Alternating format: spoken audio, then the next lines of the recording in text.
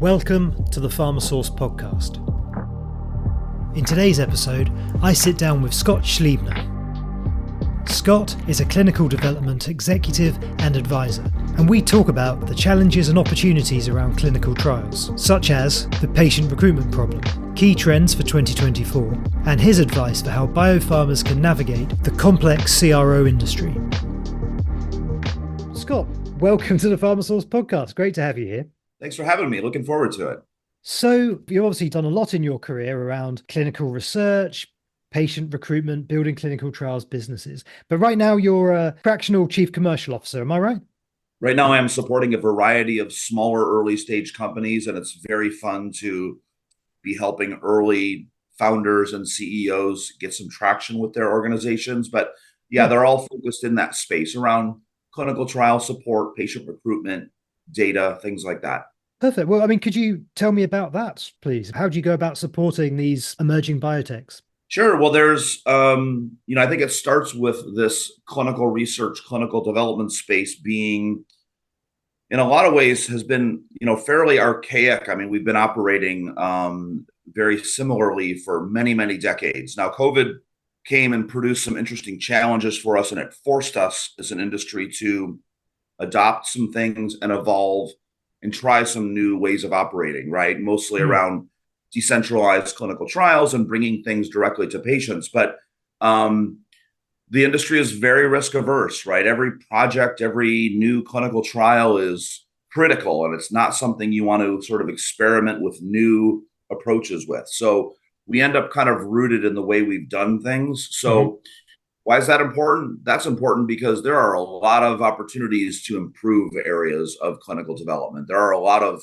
problems to solve. And if you're an entrepreneur who thinks you can fix something or make it better or improve it or make efficiencies, you can build a company and build a solution and find a way to insert yourself into this industry and fix and solve some of those problems. So it's really fun to, as somebody who is naturally entrepreneurial and as somebody who loves a little bit of variety in my life.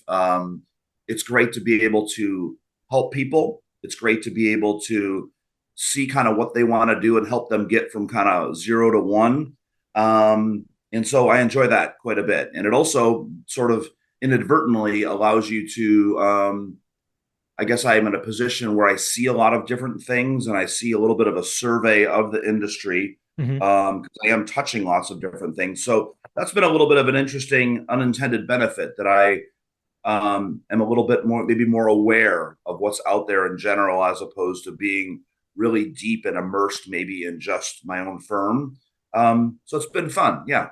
What are those common problems, those challenges which seem to come up again and again? What are the main things people seem to be struggling with? Sure. You touched on patient recruitment. I think that topic in and of itself is a challenge for the industry. So we're in a state of the industry, if you will, is that each year, we're at the end of 2023 now as we record this. Next year in 2024, there will be even more clinical trials started that will require more patients to enroll to move those forward. And these studies are becoming increasingly complex, meaning they're collecting more and more data and asking more and more of participants in the terms of assessments.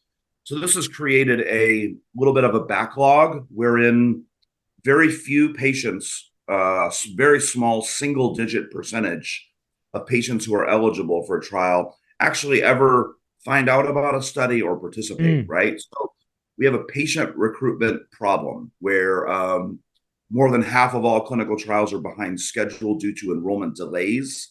And then when you add on more studies requiring more patients, that requires more of the patients, we have a patient recruitment challenge. So that is one bucket. Is that driving up costs? Yeah, I think it is. I think it's delaying studies, right? Which delays clinical development, which delays time to decisions and commercialization, certainly.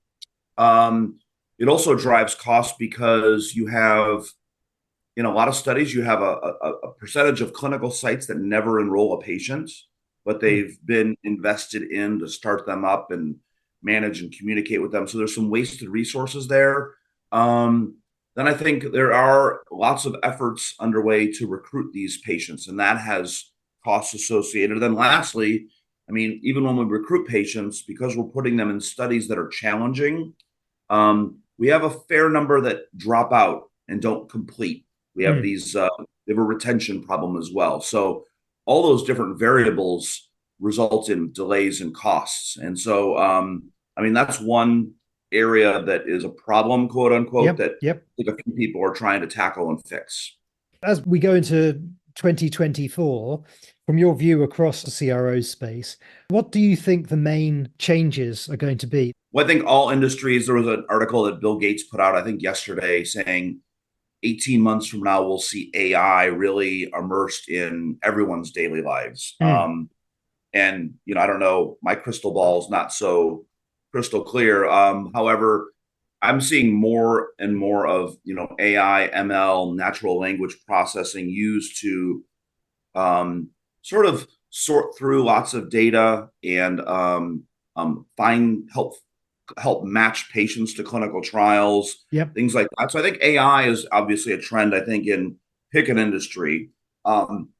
We've got some pretty good traction already. I think in clinical development. I think you're just going to continue to see more of the AI approaches, especially as we have these huge data sets, whether it's medical records or whether it's clinical data or whether it's real world evidence or things from wearables. Mm-hmm. A lot of information to kind of integrate and sort through. And I think AI will help. I think another thing we see, you know, I mentioned, I think one of the little kind of silver linings, if you will, of COVID was that it forced our risk averse industry to adopt and try some new things that we would not have otherwise tried. Mm-hmm. And one of those was the rise of this paradigm that we ended up labeling decentralized clinical trials. So this DCT approach was really intended to bring clinical trials to patients, allow you or I to participate in a study from our home, Mm-hmm. not having to drive into central London every Friday for 52 weeks. That's a relief. Right? The trials are burdensome, as we said. So finding ways to use, whether it's video, remote data capture, e-consents, apps that allow us to participate via our phones. This DCT approach was really a huge trend. It's really all we talked about last year. Yeah, and it felt like it was getting real traction. Yeah, I feel like the pendulum is swinging back towards the middle. I think there's been some early days where the ROI of some of those approaches has not been really what I think people wanted to see. Mm-hmm. I think there's, again, when you take risk averse perspective and you do a decentralized clinical trial where oversight of the study is now distributed to a lot of different groups, and maybe it moves away from a site and an investigator. There's been some quality concerns. There's been Yep. some things in the news that give people pause, and so I think we're hitting the brakes on the DCT approach, and I think we might be moving forward in a way that, again, back to crystal balls, I think I could see us dropping the DCT term altogether, and we go forward with a model where most trials just have a couple DCT type components within them, right? If a Mm. patient wants to have a nurse come to their week 4 visit instead of them driving to central London, that's kind of built into the study. Or doing an e-consent or remote data capture or some kind of e-pro or e-COA is built into a study, as opposed to it's a site-based study or one of these new DCT studies. I think it'll be like a hybrid blend, and that'll be just kind of a natural Yeah. evolution. So I think we're sort of moving in that direction pretty quick. You mentioned that there were some concerns around quality assurance and around ROI when it comes to decentralized clinical trials. On the other side, what about retention and acquisition of patients? I mean, you'd think that this model would be much more positive in solving that patient problem. Right. Absolutely. Great point. In theory, it should be much better. It should provide access for patients. Again, picking on London, if you live far away from a city center or maybe from a primary academic medical institution, you know, the clinical trials should be they're a source of care for many patients, right? They're Hmm. not necessarily a experiment, right? They are clinical research as a care option. CRACO is a thing, and I think it's only appropriate to make sure everyone can access those. So DCTs and that kind of approach, moving to community centers, moving to rural areas, allowing everyone to participate regardless of not only where they live, but another big sort of thing we're focused on in the industry right now is making sure that the studies we run are representative of the populations that eventually will be using these new therapies in the Mm. real world. So we're really focused, particularly in the US, on diversity, inclusion, access, and again ensuring we're enrolling representative patients, because historically when you look at demographics of who's enrolled in studies, the far majority of participants look a little bit like Luke and a little bit like Scott. Uh-huh. We have mostly men and we have mostly Caucasians. And, there's a lot of challenges around how do we change that. But some of these new approaches, like a DCT type approach that moves to, say, community based centers, or maybe we see trials start opening up at pharmacies and drugstores or retail locations that are accessed by a different population, it's great. It allows it to become accessible for all and a little more equitable. And Hmm. then I think you help achieve a little bit of the representation as well. Yeah. Let's talk about the CROs themselves, because it's a really interesting ecosystem of companies, some very, very large companies, and then some much, much Mhm. smaller mid-sized firms. Interested to get your take on what that looks like through the eyes of a biopharma. So how does a sponsor get started in trying to navigate this landscape, find the right partner for them?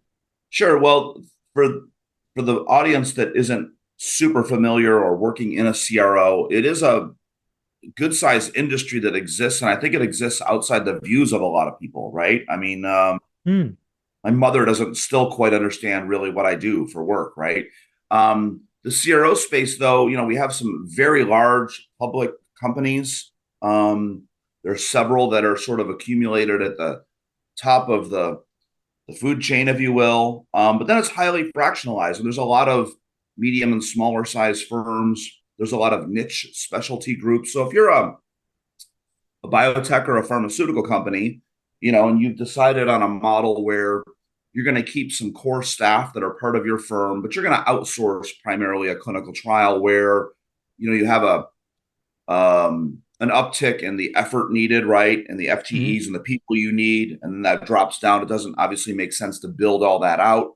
You also need specific expertise, and you often need geography covered for you of where your trial is going to be. So, if you're a Cambridge, Massachusetts based biotech company, which is kind of the epicenter of biotech, makes a lot of sense to find a good drug development partner, to pick a CRO that fits, that knows your therapeutic area and the indication that you're going in, Hmm. um, that's run studies similar to that before.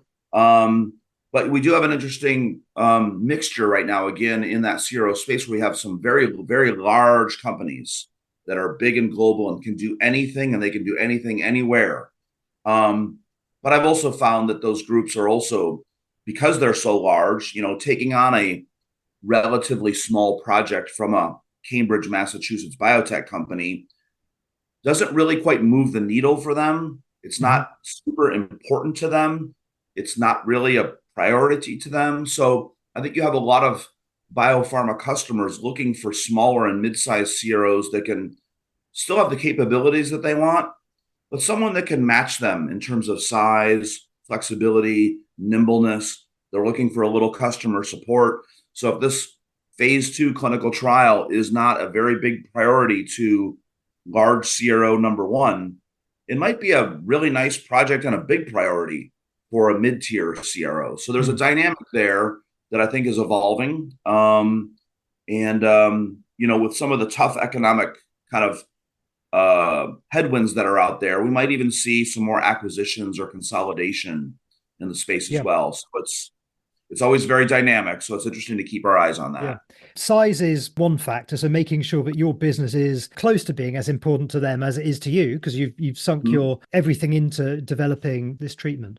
What other factors would you say are important when it comes to selecting a CRO that's appropriate for you? Of all the different factors you could look at, how important is expertise in the relevant therapeutic area? Is that usually the starting point? I think that's usually very important. I think that, again, if you go back to risk averse mindset, so our example biotech company in Cambridge, they live and breathe and are so focused on their molecule and their disease state. They're thinking about that 24/7, right? Mm, There were a couple interesting advanced therapeutics approved last Friday for sickle cell disease. So just to ground this a little bit, they're thinking about sickle cell disease every day. They're thinking about the mechanism of action of their therapeutic. They're thinking about these patients. The CROs are certainly working in the sickle cell disease area, but they're not thinking about sickle cell all day, every day. The biotech company is looking for someone that can kind of that understands the science, that understands the therapeutic area, maybe most importantly, really understands what these patients are going through and the physicians who see them and take care of them. So those kinds of things are very important. mm, At the end of the day, this is also a project-based transaction, really, right? So we're talking about a clinical trial that might be maybe it's a 3-year project. mhm. So you're also looking at things like not just, what has this big CRO done historically? Have they worked on 8 sickle cell disease studies? Okay, that's fantastic. But what about the team who's working on my study? Who is this proposed team? Who are the Mm. people themselves, right? Who's my project manager? Who's the medical monitor? Do they have actual experience in sickle cell disease? What do they like to work with? We're going to have to interact daily, right? It's a little like building a house and maybe interviewing like an architecture firm or a contractor, right? Mm. Sure, you've done some great things in the past. Can we work together really well? Pricing, of course, comes into it at some point. And I also think there's some element of like capabilities and maybe even a little bit around strategy. So what does a CRO show up with to the table around how are they going to recruit these patients? How are they going to find them? So there's a few criteria. I think Mhm. each company might make their decision, with their own level of priorities. But those are a couple of the big Yeah. pieces. If you were to go to a biopharma now, what tips could you give them for getting a drug through clinical trials? 5 things, say, which you absolutely have to do to get your drug through quickly. Sure. I guess I would start with things like, let's say you were in the preclinical space still, and Mhm, let's pick on sickle cell disease again, just as a tangible example. mhm, So if I was doing some preclinical work and I hadn't even started clinical trials, the first thing I would do is I would probably reach out and try to build some relationships with the patient advocacy groups that are working in sickle cell disease. mm, I'd want to learn from them about their patients. I'd want to support them. I'd want to let them know that we have a clinical trial coming at some point and we're really invested in this area. And I think patients often know more about their disease than anyone. I think a lot of the advocacy groups help facilitate things. If there's not a patient registry that already exists, maybe help create that so that we mm, know where patients are that would facilitate later enrollment, recruitment. That'd be one thing I would do. I think, obviously, some of this is how people do work already, but there's there's strategy and there's discussions with like regulatory agencies around the pathway you're going to take, mm, the design you're going to take, a little bit of like what are some of the endpoints that you're thinking about, not to get too in the weeds, but those are all important things that can be you can take some missteps if you're not aligned with the agencies on that. I think more and more too, we haven't talked about this yet, but in addition to these randomized controlled setting clinical trials, um, the FDA here in the US and other regulatory bodies are also looking for and encouraging the collection of more real world evidence, right? mm, What data do we have and how do patients use these therapies when they're at home, when they're walking around doing their last minute Christmas shopping and they're not under the supervision of a physician, what happens? So I think as you're moving along with this clinical development program, in addition to the clinical trial data, you also want to be thinking about real world evidence and real world data that you collect outside of a trial. It could be a prospective natural history study or a registry. Maybe it includes some patient-reported outcomes or clinical outcome assessments that we collect over time. Maybe it's after a study is over, you follow patients later on for safety and quality of life. So I think that would be another piece as well. So those are big. And then I think the last little plug, I think, is for around this sort of focused patient recruitment, creating some awareness of your program, partnerships with the communities, like I mentioned, but to go forward and not and kind of have some, there are companies that think, oh, our new therapy is so amazing, everyone's going to come. If you know, the field of dreams, if you build it, they will come. I think we're learning that trials are burdensome for patients. And so you got to do a little bit more than just put it out there. You need to actually like make an effort and find patients and try to make your studies reasonable for people. So that would be the last kind of piece, I think, that would maybe help accelerate clinical development a bit. Absolutely. If there's one hope you could have for the industry in the year ahead, one frustrating thing which you'd like us to sort out, what would that be? The list is long. The list is long, Luke. But I would say one thing that I feel like is administrative and not overly complicated and should be simple, to fix, is that when you start a clinical trial and you go to clinical sites or you go to academic medical centers or hospitals, every single institution or entity needs to have their own contract, their own budget. They need to submit it to their own IRB or ethics committee. And, they need to have their own lawyers looking at things and making sure, risk is avoided, right? I understand that, especially in the US, we're like highly litigious over here. I feel like that administrative steps delays every study by like 6 months. And I feel like we could come to some general consensus where we agree on some language, we agree on contractual and budget terms, and we just have a standardized piece that could eliminate 5-6 months from every clinical trial. So that's my on my Christmas wish list is let's simplify and streamline that administrative step up front. There's a lot of lawyers you'd be taking out with that. But Right, exactly. I know that might be very unpopular with some people, but I think you could really streamline and get studies open faster, get studies completed faster, get drugs to market faster. It seems like we're held up a little bit in the red tape. I think it's a good idea. Well, Scott, thank you so much for your time. Pleasure speaking with you today. Hey, thanks for having me, Luke. It was fun. Thank you to Scott for the insightful conversation. For regular insights into the pharma outsourcing landscape, make sure to register at pharmasource.global and sign up for our weekly newsletter. Thank you for listening.